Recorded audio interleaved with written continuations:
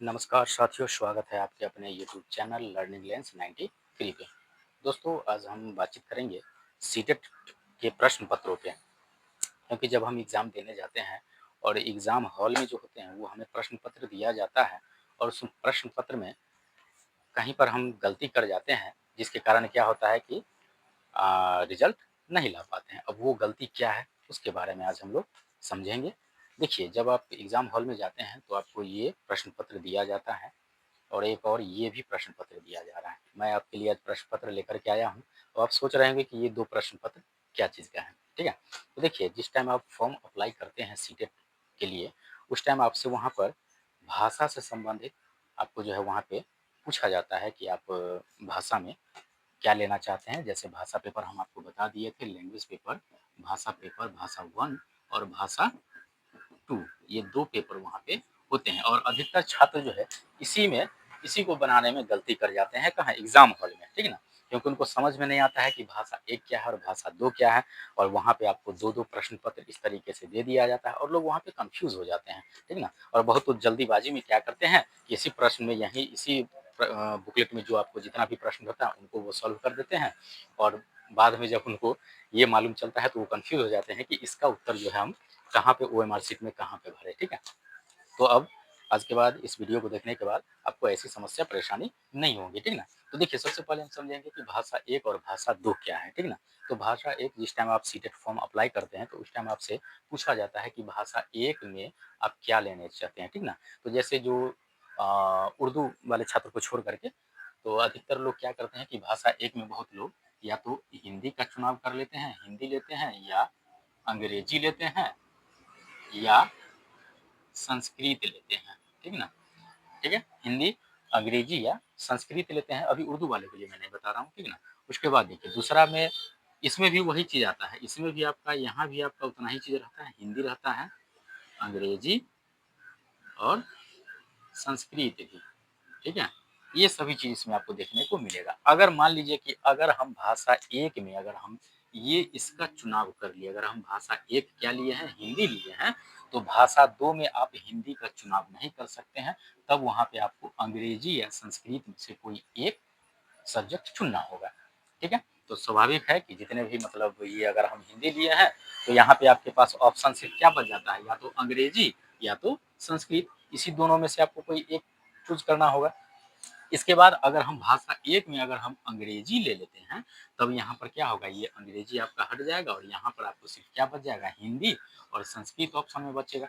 तो आपको क्या करना है कि इसी दोनों में से कोई एक चुनना होगा। अगर आप भाषा 1 में अगर आप यहाँ पे संस्कृत का चुनाव कर लेते हैं, तो भाषा 2 में आप हिंदी और अंग्रेजी इसी दोनों में से कोई एक विषय का आप वहाँ पे चुनाव करते हैं। तो चलिए, ये तो हो गया कि फॉर्म अप्लाई करते वक़्त अधिकतर लोग अपना ये अप्लाई कर लेते हैं कि हाँ, पहला भाषा हम हिंदी लिए हैं, दूसरा भाषा अंग्रेजी या संस्कृत लिए। अब चलते हैं एग्ज़ाम हॉल में, वहाँ पे समस्या क्या होती है और लोग वहाँ पे गलती क्या कर बैठते हैं, जिसके कारण उनका जो है रिज़ल्ट नहीं हो पाता है। तो देखिए, ये एक आपका मेन बुकलेट है, ये आपका मेन बुकलेट है। इसमें हम बातचीत करेंगे सिर्फ़ भाषा से संबंधित, क्योंकि अधिकतर छात्र जो है वहीं पे गलती करते हैं, ठीक है? तो अब इसमें चलिए देखिए, यहाँ पे आपको कैसे लिखा हुआ मिलेगा। देखिए, यहाँ से हम आपको दिखा रहे हैं। देखिए, सबसे पहले मेन बुकलेट की तरफ हम चलते हैं। इसमें देखिए, यहाँ पर आपको दिख रहा होगा, ये देखिए, ये आपका देखिए लैंग्वेज 1 यहाँ लिखा हुआ है ना। अगर लैंग्वेज 1 में यानी कि भाषा 1 में अगर आप ये अंग्रेजी चुने हैं, तभी आप यहाँ पे ये बनाएँगे, ठीक ना? अगर आप भाषा 1 में अंग्रेजी चुने हैं, तब आप ये बनाएँगे। अन्यथा अगर आप ये अंग्रेजी नहीं चुने हैं, यहाँ पे अंग्रेजी अगर आप नहीं चुने हैं, तो आपको इसको नहीं बनाना है, ठीक है? भाषा 1 में आपको इसको नहीं बनाना होगा। तब भाषा 1 में अगर आप हिंदी चुने हैं, तो यहाँ देखिए अंग्रेजी के आपके 2-2 सेट क्वेश्चन मिलेंगे, ठीक है ना? देखिए, अगर भाषा 1 में अगर कोई आदमी अंग्रेजी चुने हैं, अंग्रेजी अगर आप चुने हैं, तो ये वाला बनाएँगे, ठीक है ना? भाषा 1 में अगर आप अंग्रेजी चुने हैं, तभी आप ये बनाइएगा। अगर आप भाषा 1 में अंग्रेजी नहीं चुने हैं, तो आप ये नहीं बनाइएगा। तो कहिएगा सर हम भाषा 2 में अंग्रेजी चुने हुए हैं, तो क्या इसी को बनाएँगे? तो नहीं, इसको नहीं बनाएँगे। तब आगे फिर आप पेज उल्टाइए इस तरीके से और आगे चलिएगा, तो फिर आपको यहाँ पे हिंदी और इंग्लिश का क्वेश्चन मिलेगा। देखिए, 2-2 सेट आपको हिंदी और इंग्लिश का मिलेगा। देखिए, ये लिखा हुआ है यहाँ पे, आप ध्यान से देखिए, लैंग्वेज 2 लिखा हुआ है। लैंग्वेज 2 लिखा हुआ है। अगर आप भाषा 2 में अगर आप अंग्रेजी का चुनाव किए हैं, तब आप इस सेट को बनाएँगे। इससे पहले भी आपने अंग्रेजी का वहाँ पे प्रश्न देखा, लेकिन उसके ऊपर क्या लिखा हुआ था? वहाँ पे लैंग्वेज 1 लिखा हुआ था। अगर कोई छात्र अगर भाषा 1 में अंग्रेजी चुने हैं, तब वो पीछे वाले जो हम आपको दिखाएँ वो बनाएँगे। अगर नहीं, अगर भाषा 2 में अगर आप अंग्रेजी का चुनाव किए हैं, तब आप ये सेट बनाएँगे। अधिकतर छात्र यहीं पे गलती करते हैं। अब इसी तरीके से हिंदी में हम चलेंगे। हिंदी में भी आप देखिएगा कि 2 क्वेश्चन आपको 2 सेट आपको इसमें देखने को मिलेगा। तो हिंदी में बात करते हैं, तो देखिए, अगर कोई छात्र भाषा 1 में अगर आप हिंदी का चुनाव किए हैं, भाषा 1 अगर आपका हिंदी है, तो आप यहाँ ये इसको बनाएँगे। भाषा 1 देखिए ऊपर में लिखा हुआ है ना, भाषा 1 अगर आप भाषा 1 में हिंदी का चुनाव किए हैं, तो ये सेट बनाएँगे। भाषा 1 में अगर आप हिंदी लिए हैं, तो आप ये सेट बनाएँगे। अन्यथा अगर आप भाषा 2 में हिंदी लिए हैं, तो देखिए भाषा 2 में अगर कोई लैंग्वेज 2 में अगर आप कोई लोग अगर लिए हैं हिंदी, तो उनके लिए फिर ये देखिए अलग क्वेश्चन है। ये देखिए, ये ऊपर में लिखा हुआ है ना, भाषा 2 लिखा हुआ है ना हिंदी, ध्यान से देखिए इसको, भाषा 2 यहाँ पे लिखा हुआ है हिंदी। अगर आप भाषा 2 में ये लिए हुए हैं हिंदी, तो आप ये सेट बनाएँगे, ठीक है? तो ये तो हिंदी इंग्लिश की बात हो गई। अब चलते हैं, बहुत अधिकतर छात्र क्या करते हैं कि भाषा 1 में हिंदी ले लेते हैं, ठीक है ना? और भाषा 2 में संस्कृत ले लेते हैं, या भाषा 2 में उर्दू वाले छात्र उर्दू भी ले लेते हैं, ठीक है ना? तो भाषा यहाँ पे आप समझ गए, हिंदी अंग्रेजी के बारे में तो आप समझ गए। अब चलते हैं, अगर हम भाषा 1 में हिंदी लिए हैं, तब तो आप इसी में से भाषा 1 वाला हम बता दिए हैं, तो इसमें से आप उसको बना लेंगे।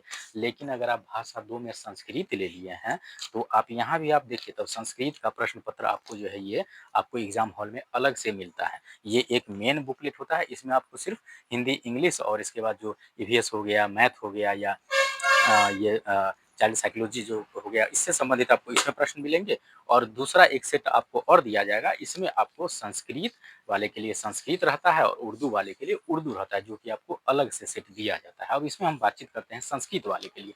तो यहाँ भी आपको संस्कृत में भी आपको 2 सेट मिलेगा प्रश्न, 2 सेट। अब देखिए, अगर कोई छात्र भाषा एके में अगर हम संस्कृत ले लिए, देखिए यहाँ है ना ये, अगर हम भाषा एके में अगर हम संस्कृत ले लिए हैं, तो हम ये वाला सेट बनाएँगे पूरा, 30 क्वेश्चन का रहता है।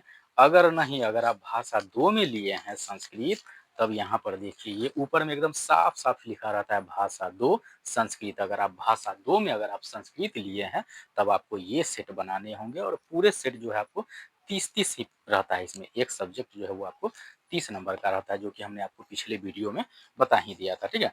तो अधिकतर लोग यही बनाने में, यही समझने में गलती कर देते हैं। वो क्या करते हैं कि मेन बुक ले ले लेते हैं, और वो डायरेक्ट यहाँ से बनाते आते हैं, और उसके बाद जब इधर जो हिंदी इंग्लिश देखते हैं, तो क्या करते हैं कि हिंदी 2 यहाँ पे 2 बार जैसे आपको 2 सेट हिंदी मिल रहा है, तो वो क्या करते हैं कि दोनों सेट हिंदी सॉल्व कर देते हैं, और उनका ओएमआर शीट पूरा भर जाता है 150 का। 150 जो उसमें ओएमआर शीट में जो 150 प्रश्न का रहता है आंसर रंग ना, वो टोटल आप उसमें बना देते हैं। उसके बाद आपको संस्कृत के लिए जगह ही नहीं बचती है उसमें।